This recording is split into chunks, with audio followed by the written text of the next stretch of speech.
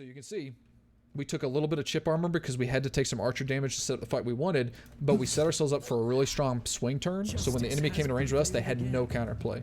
The AI moved directly into our kill zone, and we just took this fight by taking some chip armor damage. We still have, across all of our encounters, lost a total of 2 armor, no HP, just by doing very simple positioning decisions, right? Don't rush it, don't rush in, don't have to wait in. You just have to play the situation, play to your advantage, play to the strength of your position. You'll find that fights get a lot more accessible.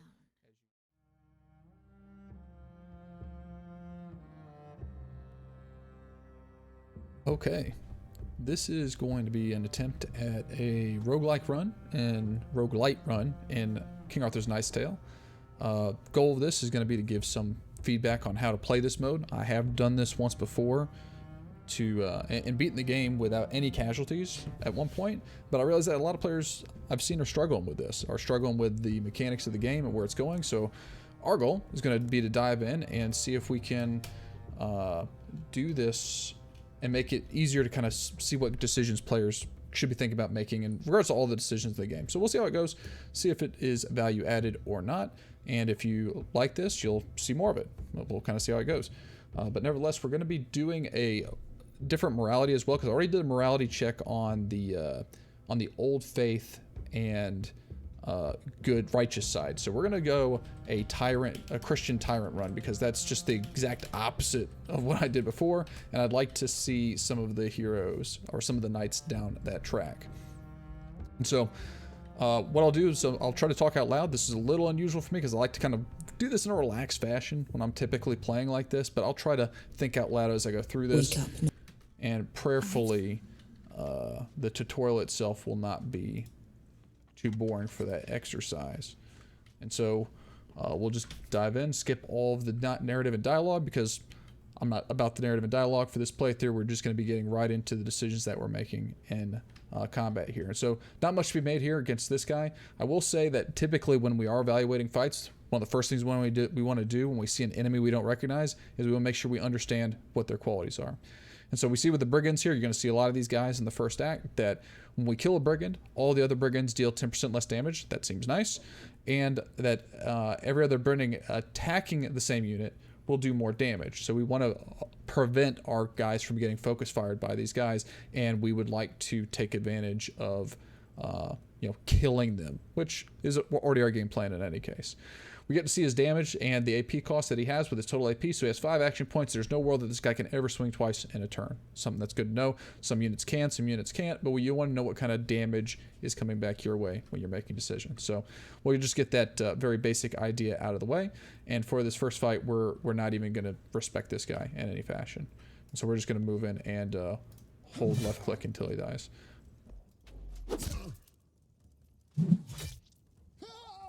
Damn, that felt good. But where am I? Moving on from there, we'll try to blow through as much of this as we can from a narrative perspective. Don't care about that, but we need to save K first, I guess. Running by ourselves is unwise. Grab ourselves, what, 12 gold? 24 gold? Sure, why not? We like gold. Open the door, whoever you are. Big fan of gold. Help me, and I will help you. Get this close up on Sir K here. Say that he's sad. None of this dialogue actually matters. Doesn't mean anything, so we'll move through it for the sake of time. Grab our boy. See if we can get him equipped.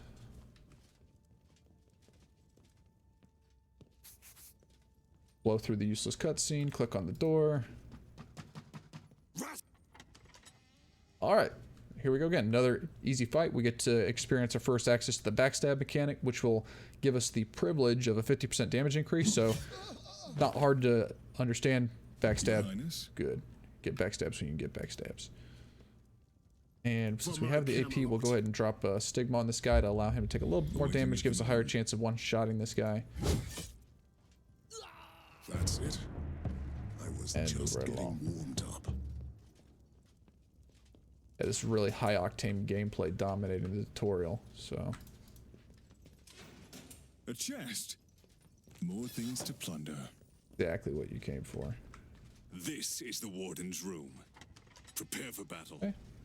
This fight here is going to give us at least a little bit more opportunity to consider a bit more. So we have 3 enemies here, one that's obviously a little bit thicker than the other boys. The other thing that we can see here is that we've got 2 units that have the ability to move on us. So we could, from an options perspective, close the distance and see if we can get some quick kills on these guys.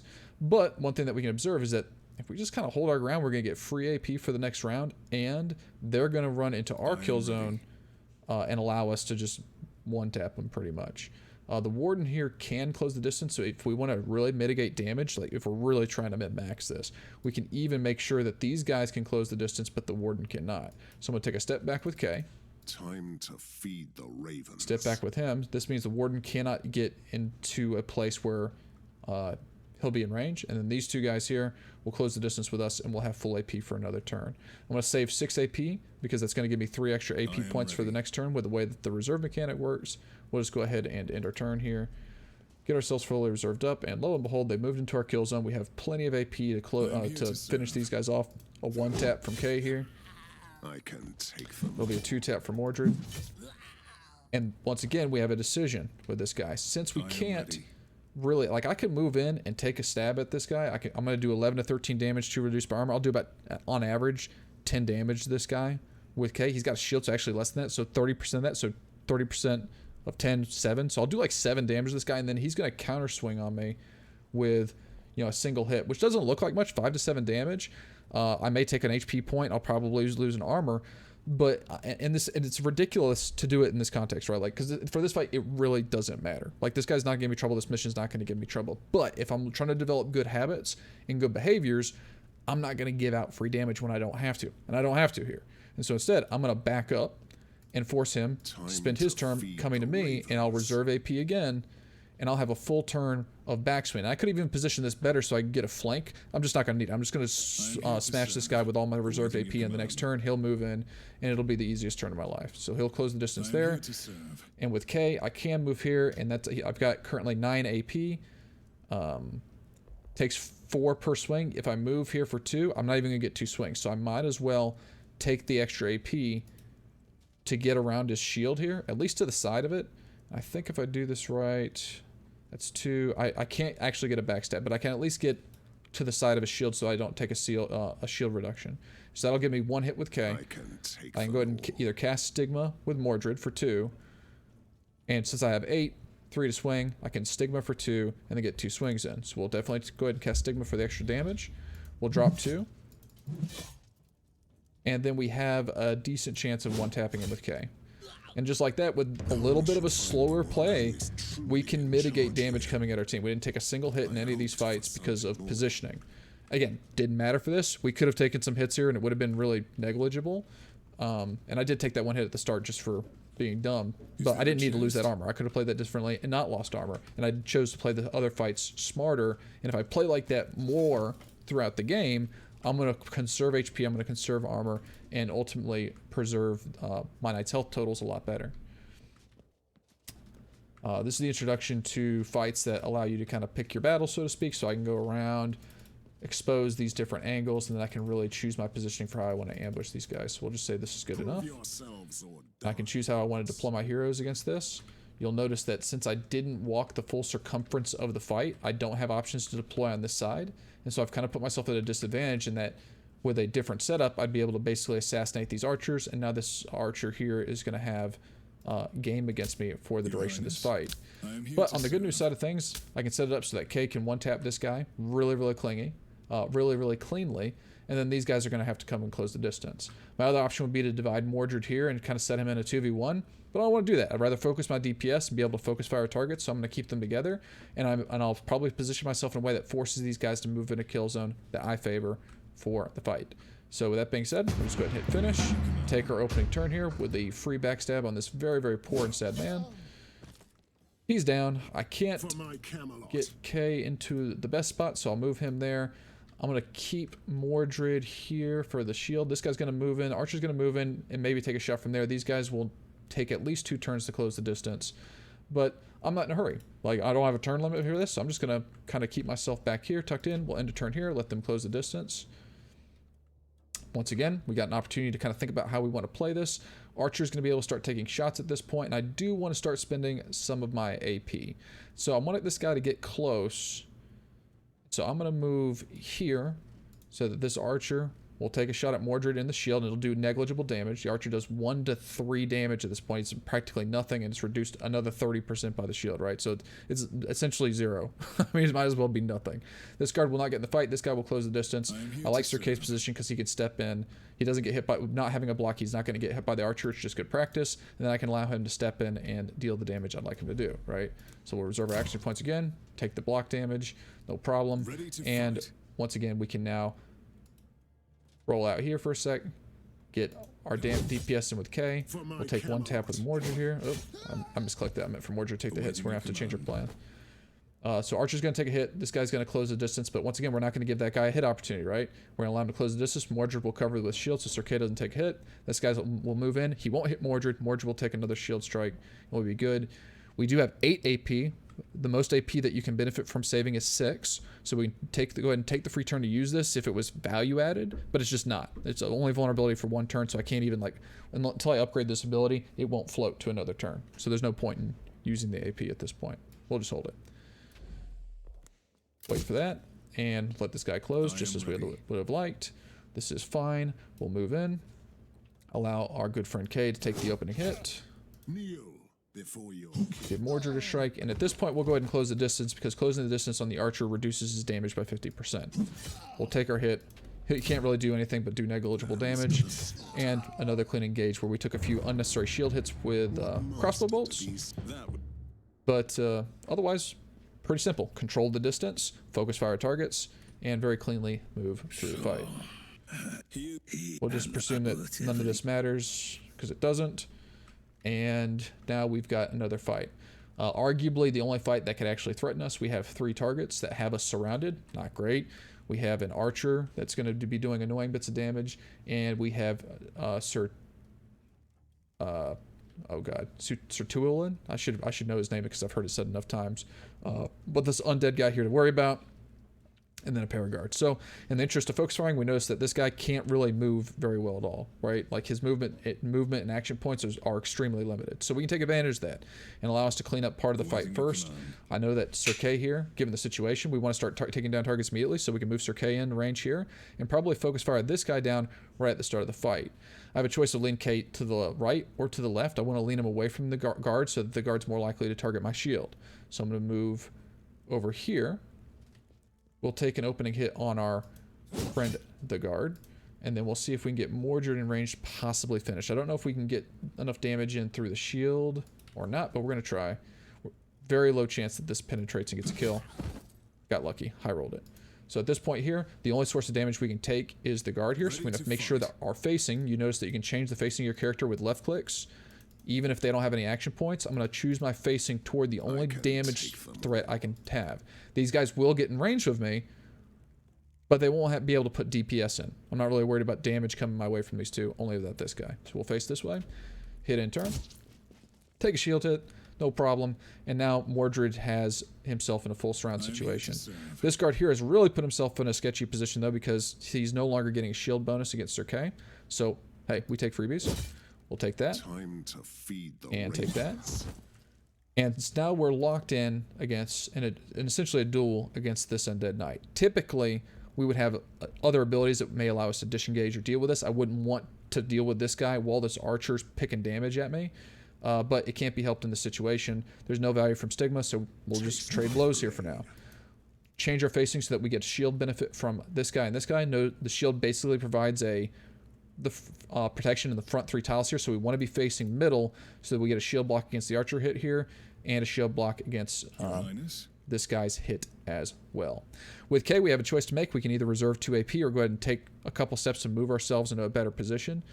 This guy does have the most threatening DPS. This guy's DPS is negligible, so we want to burst this guy down.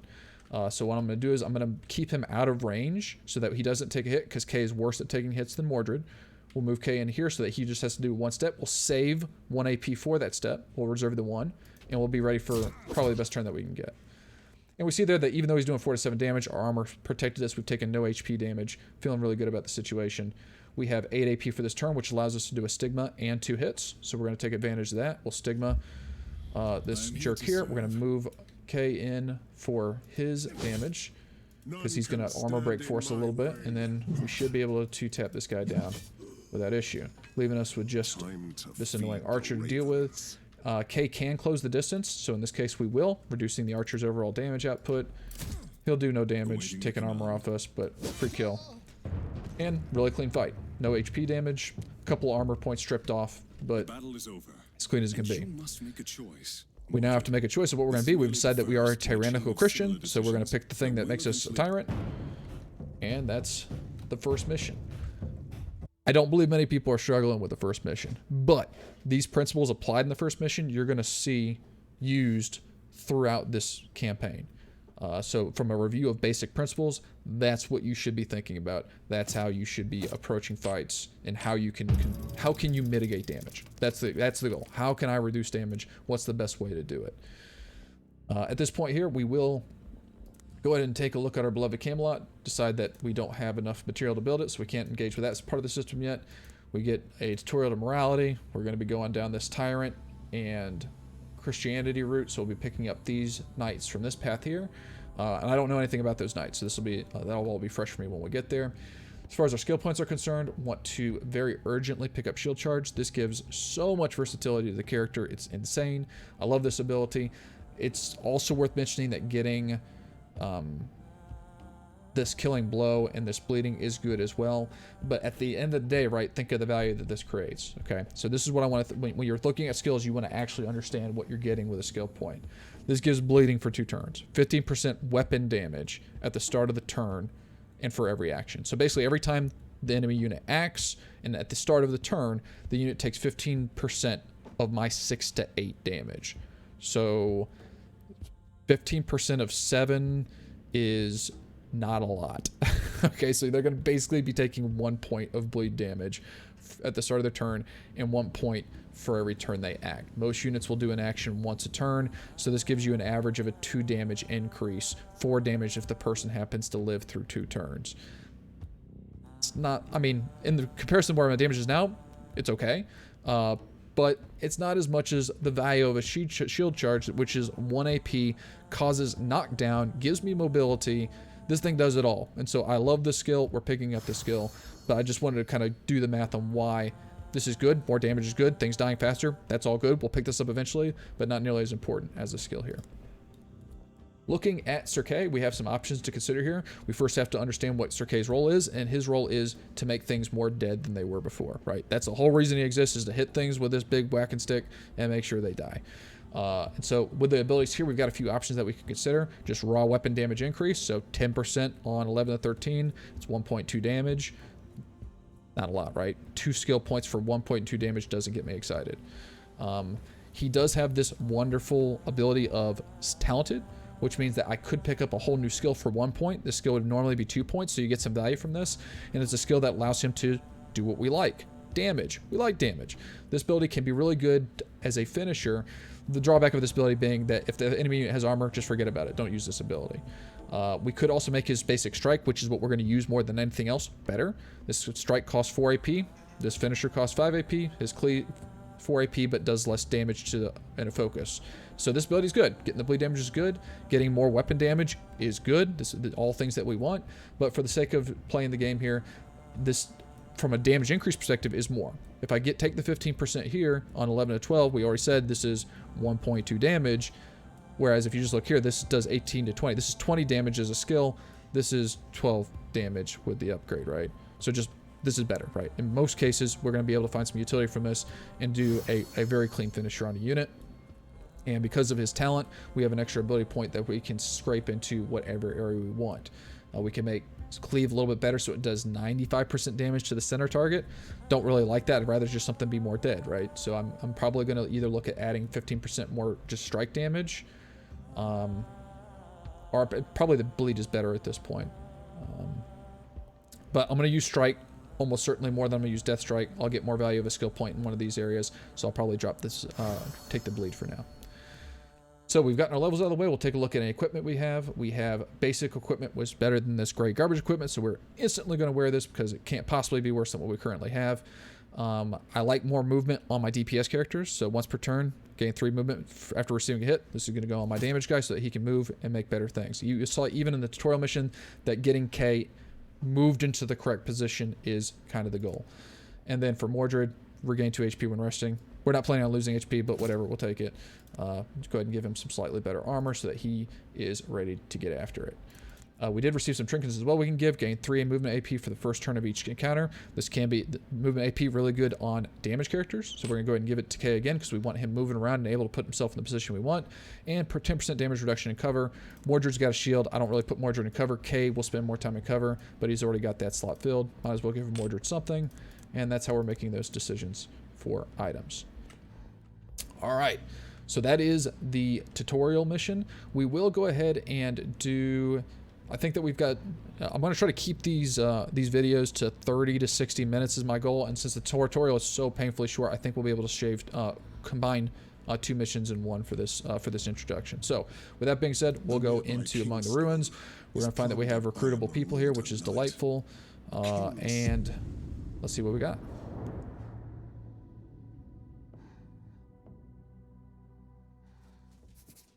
Skip all of the things.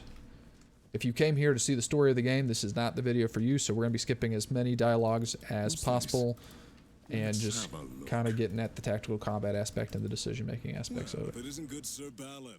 Get to watch Sir Balin be awesome. Love this guy. I'm not going to love him for this playthrough. Sir Balin is a righteous Old Faith knight that I really loved in my last playthrough, but he's going to be really, really bad for me in this playthrough, so Sir Balin is going to be getting dismissed at some point in this campaign. So for those of you that love Sir Balin, as you should, he's not one that we're going to be spending a lot of time with. All right. So for this one here, we've got an AI that we can't control that is going to be eating a lot of DPS. We don't have the luxury of controlling the distance. The distance is controlled for us. So we're going to use our units to the best of our ability here. Right now, Sir K has a very, very clean backstab that's going to allow us to show off the capabilities of Death Strike here. And I don't even know that we'll need it. We're going to use it because it guarantees it, right? So if I hit this guy with a strike, he does pick up a bleed and he'll die no matter what. So we have a chance to one-hit shot him. And if we don't one-shot him, this total here tells us that he's going to, at the very least, go down to 1 HP, which with a bleed is good enough to guarantee a kill. So we'll take it. Dies anyway. And then we've got one other target here. It doesn't matter if Sir Balin or Sir K takes the hit. Somebody's going to take a hit, so I'm going to use one of these AP because the AP reserve thresholds are 1, 3, and 6. You don't want to just waste an AP, so I'm going to move 1 forward, reserve 1 for the next turn to keep me flexible, make sure my facing is toward that enemy, and feel very good about that. For this guy here, he, at this point, I know that I can't kill him with Mordred. I just know there's no way. So what we're going to do is we're going to shield charge him to disable him so that he's getting no DPS from the turn. Step in, get a nice whack at this guy, and he'll stand up with basically nothing to do. We can tell that the stun, if you will, the knockdown is going to leave him with 2.5 points. Anytime you put a disable or an effect on a character, it'll tell you what their new max AP is because of the effect. We know that his attack costs 3 AP. He's going to have 2.5 when he stands up. He's going to do nothing. He actually is of 0 threat, so we've changed our facing to face the only real target. This target can't reach us, but just a good habit to make sure that you're facing threats. We'll reserve an AP. Sir K takes a little armor hit. We finish this fight, and once again, doing the best we can to mitigate every hit, every point of damage that we can. So you are not the only. Just let this guy go through. Make sure there's no moral decisions I don't accidentally run through. And we're set. We have our 3rd knight. We're going to keep him in the position the way we want. We're going to keep this set up to be just a straight line at this point. Yes, this is what we want. Yes, okay. Look at the map that we're working toward here. It's been so long since I played this map, I actually don't even remember it. So we'll just move through and see if we can find ourselves another encounter. That looks like an encounter, that also looks like an item. Equal shares to all. Pick that up, move in, see if we can find ourselves some more trouble. Gather all you can. Alright, these guys are just ugly people. So we'll come in here and position ourselves for this fight. I fight for honor. We know that we gave Sir K some movement AP, so we want to put him in position to take advantage of that. We want to put Mordred in a position to use his abilities. We do have a lot of archers in this fight, so controlling the distance is something that's a little harder for us, but it's still pretty capable. We know we want to kill this guy because he's pretty much a free kill, free backstab. And we may be able to control the distance on these two raiders so they don't get hits hit. But we would do it in exchange for taking some bowman hits. So my goal for this opening turn is probably to eliminate this guy, and control the distance against these guys for a turn to eliminate them next, and then move in on these two archers. That's kind of the game plan that I'm thinking. At your I service, don't my lord. know what Sir Balin's... Sir Balin has 7 AP. That's 2. He can't even close the distance and kill this guy. He couldn't do it here either. Well, he might be able to. This is 1, 2, 3 squares, I think.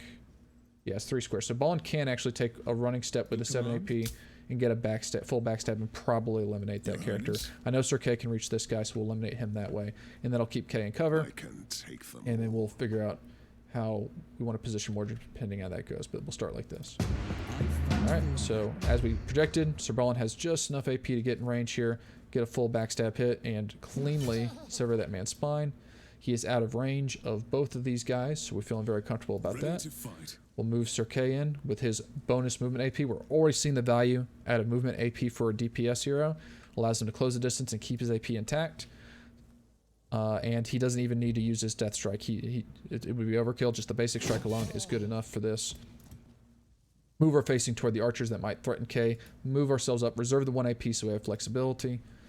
And then we have Mordred left to consider. I could shield charge with Mordred, move myself in range to shield charge one of these guys and fully disable them. But keep in mind, these guys are already functionally disabled. They're doing no damage to me this round because I've already distanced myself. The only damage coming my way is this. And all I do is by charging this guy is kind of putting myself out of position and blowing some AP.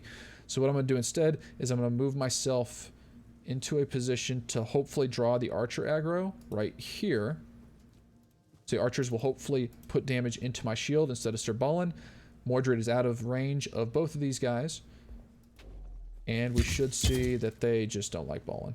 That's unfortunate. Hate to see it. Ready. So with K, we've got him completely out of the fight at this point. There's not much that we can do for him to be constructive. We'll move him as far as we can without exposing him to unnecessary archer fire. And then with Sir Balin, he cannot really get an effective flank and still use his AP. He would have to go 1, 3, 5 AP just to get behind this guy for a backstab. Not happening. We could move to this, and we could move to the side of his shield so he doesn't get a shield bonus. So we will do that. And since this guy has no armor, we will use the power attack to guarantee the kill. Actually, we have a guaranteed kill without it, so we won't waste the AP. We'll just use the basic attack, guaranteed kill, save our AP, face the threat. Stand in my way. And Mordred, he's locked down. He has no target that he can use his shield charge to escape from, so he's pretty much locked in this duel. We'll let him take the duel. Face our shield toward the archer. This archer's going to get a free shot against the side of Sir Mordred or Sir Balin. Not great, but nothing we can do about it based on our current situation, so we'll just take a couple licks from that side. Repent, sinners! And we get our 4th character that shows up on the screen and does damage to the target I didn't need her to do damage to. Thank you for now. I fight for honor. Alright, well, this fight's all but over. We'll go ahead and do this. We'll overkill because it's underrated with the Death Strike. Love it. And then we're going to disable this guy with Mordred. We're going to move him around the corner here, keep our remaining 1 AP, use a shield charge to get a full disable. Balin is worthless at this point, so we'll just move him because we can.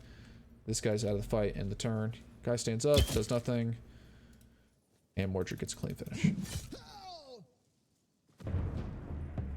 Okay, we get to meet a lady that we don't care much for. She is Christian, so we'll probably be spending time with her this run. The good Lord sent you there. And then we'll pick up any loot that we can find as quickly as possible. You notice the way that we're playing this so far, all we've done is we've shaved a single point of armor off all of our heroes. We've not taken any HP damage. We've not even been at risk of losing HP damage. And it's largely because we're trying, you'll hear me say this probably more than you care to hear, we're trying to mitigate damage. That's our main goal. We're mitigating damage coming our way, trying to be efficient with our AP, and just try to make really, really good decisions, frankly conservative decisions. Alright, so we know the enemies are coming. We have 2 waves coming that we can't see. We don't know what we're up against. And so what we'll do, we'll be conservative.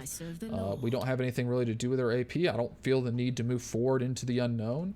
I don't feel the need to close the distance when people are going to close the distance with me. I could try to be as efficient with my AP, but already I've got 6 AP on Mordred. I'm better off just reserving it. I'll get 3 bonus for the next turn. Same with Balin at 7. And so I'm just very content here. I think with Lady Dendriane, Dendrain, Lady Dendrain, we're going to just set up an Overwatch. Maybe we'll get lucky and some targets will run into it. The other option is to conserve our AP and just get more focus fire damage out of her. But for now, we'll just set it up just for funsies. We'll leave her where she is in turn and see what comes our way. Okay, we do have one archer that showed up there. Hate to see it.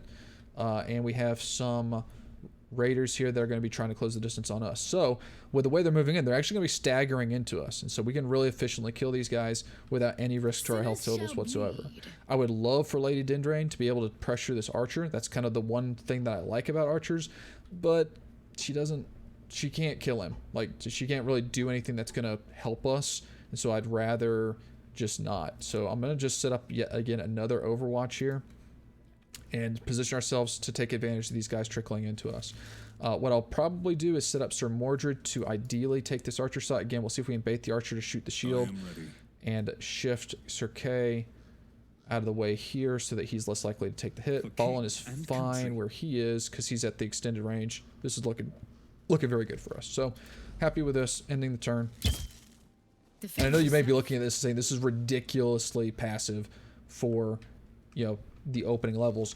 We're trying to practice good habits. We're trying to practice good behaviors that make us successful in the long run. And just the more that we do that, the better off we're going to be.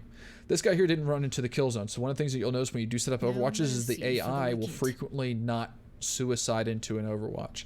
So that was possibly even a mistake that if I had an Overwatch there, if I just saved AP or put AP down range, then this guy would have run in range for the kills that I would like here. But nevertheless, I do want to pressure this archer because he's annoying. So I'm going to shift K here so that we keep our AP. Regrettably, I cannot get 2 shots off, so we'll just have to go with it. We'll go ahead and put a burn down on this raider. The burn is going to do 2 to 3 damage, so it's effectively, you know, half of his health. Allows us to put him on a clock if we need that clock. Time to feed With Mordred, this guy isn't even in attack range yet. Don't feel need to push the matter. I could move in and move out and take a hit, so I will do that. So just kind of demonstrate. Take this free kill. We don't want to move into range of these other guys. And so I think we can just probably stagger forward a little bit and keep ourselves in control of the distance. Once again, keep our AP high for when the line crashes into us and have an Alpha Strike ready for whenever they would like to come find us. So, feeling good about this turn. We'll let it go. Alright, so they've closed the distance for us. We now have opportunity to do a couple different options here. I'm going to have Lady Dendrain pick off this raider because I want Sir Balin's full damage to go into a full health target. So that's what we'll do. We'll go ahead and take that hit there. Lady Dendrain can move and shoot. So once this movement happens, I do want her to focus down this ranged raider. That would be the ideal. So Mordred can take his kill because it's basically free. Balin takes his kill because I know there's no way that this guy's going to survive this hit. None shall stand against me. And then K here as well can move in and do his damage since we've got this reserved AP and movement AP. We'll take the Death Strike because I know that this guy's got a little bit more health than the others.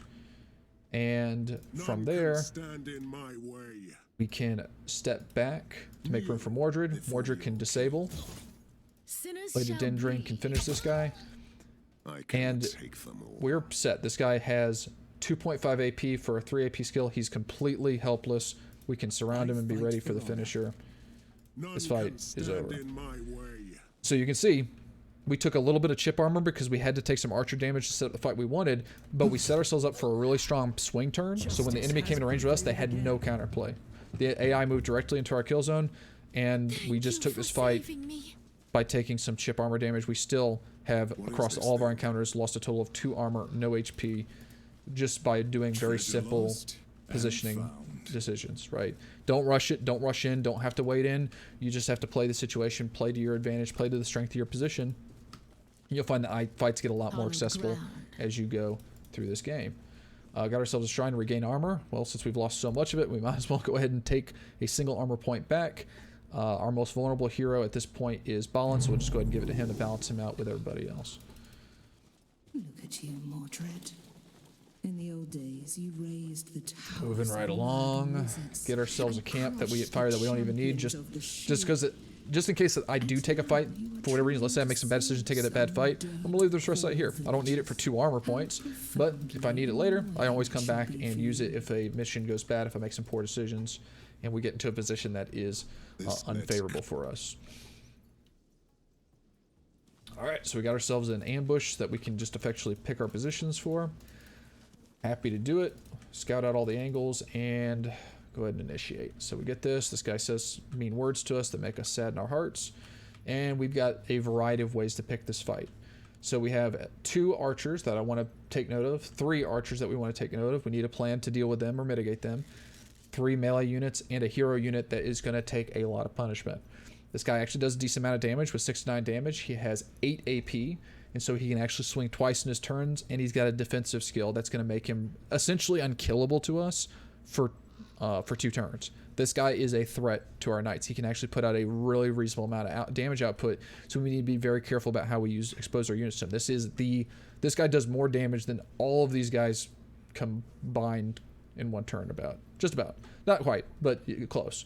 So nevertheless, we need to figure out how we want to take this. This archer is really, really close to deploy zone, so he's essentially a free kill, like that. So I'm probably going to make sure I position a guy here. This guy's also a free kill because we've got a very clean backstab angle from this direction here. So we know we want 2 knights here.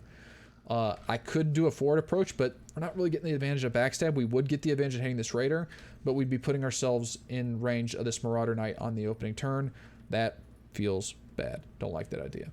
These archers are quite unreachable for us. We could set Lady Dindrain on them if we wanted. So in theory, we could, from a deployment perspective, leave Lady Dindrain here to pick on these archers, but it would also leave her without defense. So if this raider charged her with a shield, archers don't do really well against shields, and they don't really do well without protection. So my options are, I know for a fact I'm stacking 2 people over here. So do I stack all 4 here, or do I do a split of 2 and 2? My preference is to keep my team together so they can support each other. I'm going to stack everybody on this right side and pour in through this hole, control our distance, focus fire targets, and see if we can take this fight as cleanly as possible. Your command? Okay. So for this fight, I know that I want Your orders? Hay and Balin to probably take the opening strikes here, if we can get away with it. I have to be a little careful about how I do this, though, because Balin has 7 AP. And the movement that he's going to need to get behind this guy is 1, 2, take a stab, and then he can move 1 back. That would keep him just out of the range of the Marauder Knight. We like that. So I think we like Balin here. Sinners shall bleed. We're going to put Sir Kay here. That should, with his bonus movement AP on the start, allow him to close the distance with this raider. And then Mordred will basically be an ornament. He'll just look pretty. I don't like the idea of sending. I could send Mordred through the flank here, if I wanted to, get some free opening hits. But then I have Mordred in a duel against this Marauder Knight without any assistance for the team for at least a turn. Don't really like that prospect, so I'll probably play more conservatively there and just let them come to me. The question is whether or not I stick Mordred here in this choke with everybody else or leave him here. I'm going to bring him with everybody else. His opening turn's going to be quite boring. My plan is for Dindrain to put some damage on this raider if I can get the range on it. So that's the game plan. That's what we're doing. Let's see if we can execute. Alright, so we're going to do exactly what's planned here. Get our free backstab on this raider with a basic attack. Easy. We'll move him back in a moment once we make sure he's out of the way. We'll have Sir Kay come in here. I believe this is the most efficient use of AP is to go here. Should be a free kill. Excellent. We'll save the AP. And I think what we're going to do actually is move back a step. This keeps him out of the range of any archer fire. The Marauder Knight will close the distance and be in range, but we should be ready for him by that point. Regrettably, Dindrain's position kind of sucks. She's going to struggle to do a whole lot. We can find an attack angle here that keeps her safe and relevant, at least for this turn. Our only other option would be to hold this position and maybe do an overwatch, but that overwatch is, as you can see, obviously pitiful. So that's not even an option. So what we'll do is we'll move here. We'll put a dot on this raider here, get the backstab damage, and leave her there. The only other thing to do is make sure Mordred is ready to go and we get as much AP ready for when this guy closes the distance on us. So we'll just sit here. And that's as good as it gets. We've got ourselves in a good position. We got all of our DPS concentrated. We've got things funneled. We've mitigated damage as best we can. End our turn. Balin takes a little armor point here. This guy actually helped us out significantly. So he uses defensive ability early. So he's invincible for another 2 turns. Which means if we can afford to, we don't want to close the distance. I don't want to fight this guy while he's got a billion armor and my guys do no damage. Hate that idea. So I'll take the free kill on this guy because he so graciously gifted himself to us. And we can essentially run this guy around a little bit. We can kite this guy a little bit and be pretty content with that. There's no reason for me. I mean, again, I can probably win this by boxing, but I don't have to. Like, I can get in here and I can just trade blows with this guy, but I don't have to do that. I risk a vitality damage. There's just no reason for me to take that risk. It just, I mean, it makes the fight go faster, but that's not why I'm here. So what I'll do instead is we're going to kite this guy, essentially. So I'm going to move K around the back here to prey on these archers. We're going to do something similar with Ballin. The only issue is I can't really get Mordred out of being tied down by this guy. I want to at least get him out of the hitbox, so we'll go here. We'll move Ballin here. Since we got an extra AP, I don't want Ballin tied up. So if I can flank this guy's shield, I want to do that. So if I can get this guy to come over... Oh, I definitely messed up. So Mordred will take a hit here. That's unfortunate. I didn't count this AP or miscounted it somehow, but Mordred will unfortunately take a hit. But if there's anybody that's going to take a hit, we want Mordred to be the one taking it. And we don't want Dendrain to get tied down. This Raider doesn't matter. I could take the hit, and then I'm going to be left with 4 AP, and she's going to be vulnerable, so we're not going to do that. We're not going to risk her life for that. She should be safe here and should be able to contribute damage when the time comes. So this is our position here. Sir Kay is going to be on a mission to deal with these archers, and we'll have Ballin and Sir Mordred and Dendrain to box our Marauder Knight here. So we'll see how this goes. Did not know they could shoot through that window. Unfortunate. Mordred's taking a point of armor damage here. This Knight's got another turn of Stone Skin, so I can spend AP and try to shave this armor off, but by sheer virtue of just letting a turn pass, he's going to lose 10 armor if I just let the turn pass. So I can swing into him and shave off 2 of the armor that's going to go away, or I can just wait, save AP, and Alpha Strike him next turn. My lord. So that's what I'm going to do. Same thing. I'm not going to move Ballin in and give this Knight free hits. This Knight is going to swing for 6 to 9 damage, so an average of 7.5 damage. Against Sir Mordred, that 7.5 damage is going to start ticking HP. Mordred has 4 armor, so he's going to take an average of 3 HP, maybe 4 HP on the second hit, and I don't want Ballin taking that damage. And Sir Mordred has 30% reduction, so his shield's going to reduce it even further. We want to be mindful of this Raider that's coming up. We don't want to get the Freighter free damage, and we don't have to worry about that, but we will move Ballin into position to get free hits on this guy's back on the next turn. So we're going to position him here so he's ready to do that. Dendrain can't really do anything against these targets here. Kay has enough AP to move forward because of that wonderful movement AP that we gave him. Remember how we gave Kay that trinket that gave him move AP on getting hit? When he got hit by those archers, he got 3 movement AP that allows him to close the distance here. He would not have been able to do that without that ability. And then Dendrain, she can't do anything value added here. So we're just going to give her some cover from this archer so she doesn't take free damage. But again, I can't even set this guy on fire. I can't get through his damage. The only thing I can do is maybe position her in a position to flank this guy and get some side damage. But I'm going to do that at the expense of giving this Raider free shots on somebody that has no armor. So I'd rather mitigate damage than set myself up for future damage in this case, especially with this character. So we're just going to chill. We'll just hang. No urgency. And like that, we're actually going to reserve all of this AP and wait for a better turn. Okay. Just as we looked, Mordred did take a little bit of HP damage. His armor's starting to shave off a little bit, but the Marauder Knight's extra AP is now gone. HP is now gone. Armor, rather, is gone. We can now begin the process of shaving armor, actual legitimate armor off this guy and trying to bring him down. And so Sir Ballin's in the awesome position that he's getting a full backstab here. This is going to give him max value on his attacks. I should have used Power Attack here. That's a mistake. I thought this was Death Strike that Sir Kay has. Power Strike is better against armor, so you get more armor breaking with this. I should have led with this ability. That was a mistake. But now with Power Strike here, I'm going to do more damage, and all of his armor is going to get shaved. With Mordred here, I'm going to be able to get, because of all the AP I've saved at this point, I have 9 AP for this Alpha Strike. I'm going to get 3 hits in instead of 2. If I had swung last turn and just wasted my AP on that armor that was going away anyway, I wouldn't be able to get these extra hits in. And arguably, I wouldn't be able to get this kill. I would have 1 less swing. So now I have a kill. I don't even need to use Dendrain for it. And so we're able to Alpha Strike that large target that is kind of beyond our guys. He's stronger than our guys. We're able to Alpha Strike him with good positions and good decision making. Similarly with Dendrain here, she can put damage into this guy by moving forward 2 to get clean open shots. I don't think that she's strong enough to kill this guy. She's shooting into a shield. She sucks. There's a couple problems that she has. So we'll just do what we can. We'll put the dot on him because why not? But regrettably, For my Camelot. doesn't matter. But this guy Ready is to going to get fight. unnecessarily get a free hit. Awaiting Sir your K is going to finish his job that we set him to here. No problem. We've done all we can. In turn, take the counter hit. Your orders? No big deal. And there you go. Now, I know a lot of people have gone through this mission and ended up with injuries on their knights by the time they're through this mission, on difficulty levels that are even lower than this difficulty level. But we fully cleared this mission, taking 3 armor damage, 2 armor damage, and then whatever Ballin had. So really, really clean execution all through positioning. So the main takeaways from this playthrough are tutorial is not difficult. You don't need to be as cautious as I'm being in this, but we're trying to practice good principles. Positioning, manage the distance is everything to getting an advantage in this game. And if you can take even the basic principles from this opening video and apply them to even some of the later scenarios, the same principles apply. You just have more options and more complex things that you can do. So that's what you're looking for, I guess. That's what you're looking to gain from even watching some of this try hard behavior on some of the opening missions. So that being said, we're going to go ahead and close things down here.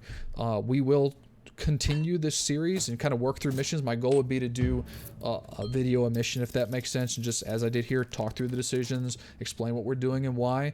The format will go is we'll do the town stuff at the start of the video. So I'm going to end the video here before I do any town stuff. We'll do a town stuff, set up our heroes for the next engagement, do the engagement, and then kind of follow that rhythm. So that's what you can look forward to if you want to see more of this. Otherwise, thanks for giving it a look, and we'll see you next time if that's what you're interested in. Take care.